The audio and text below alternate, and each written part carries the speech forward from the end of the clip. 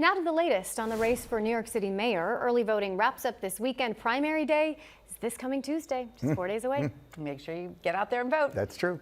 As the candidates make their final pitches to voters, a war of words is brewing between former Governor Andrew Cuomo and Assemblyman Cuomo and Mamdani. They are sparring over a controversial phrase used in the pro-Palestinian movement. All right, so there's a lot going on in that race. And meanwhile, Comptroller Brad Lander, hey, he's going back to immigration court, guys. This is something he's been doing and kind of the reason that we're talking about him for doing it for the first time since his arrest earlier this week. Eyewitness News reporter Phil Taitt joins us outside Federal Plaza in Lower Manhattan with more. Phil, is he just observing, or is there any information that he might be walking cases through?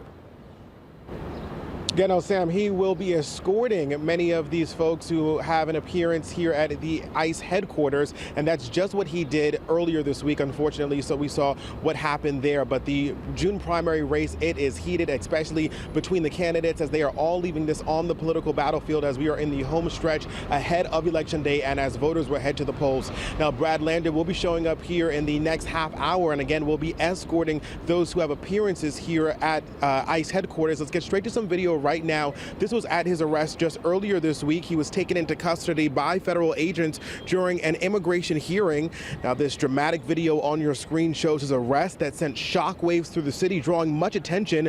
He was released just a few hours later and appeared with Governor Kathy Hochul, who said the charges against him were dropped. Now, Lander says he'll keep standing with immigrant communities. On the wall of the detention room where I was held on Tuesday, there was a posted notice in both English and Spanish. It's like the notices they're supposed to post, pay your workers the minimum wage, or wash your hands after you use the bathroom. But this one says, are you a parent who is detained and separated from their children?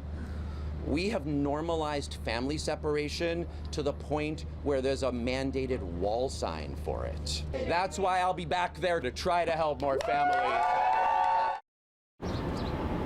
Now, as for the two front runners in the race, former Governor Andrew Cuomo and Assemblymember Cuomo and Mamdani, it's been a war of words for the two candidates who are not holding back any punches after Bloomberg flooded millions of dollars behind Cuomo, and Brad Lander, who cross-endorsed Mamdani, questioned statements he made about the Jewish community, but is now pressing Andrew Cuomo's super PAC to stop airing divisive ads that falsely smear the Assembly member, and as he's the target of now hateful attacks and death threats.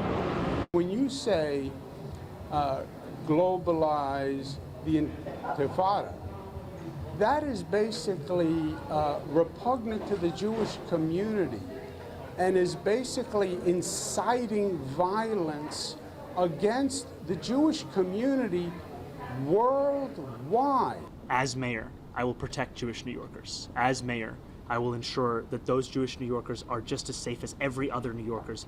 And what that means is standing up for Jewish New Yorkers. It means tackling anti-Semitism as the crisis that it is in this city.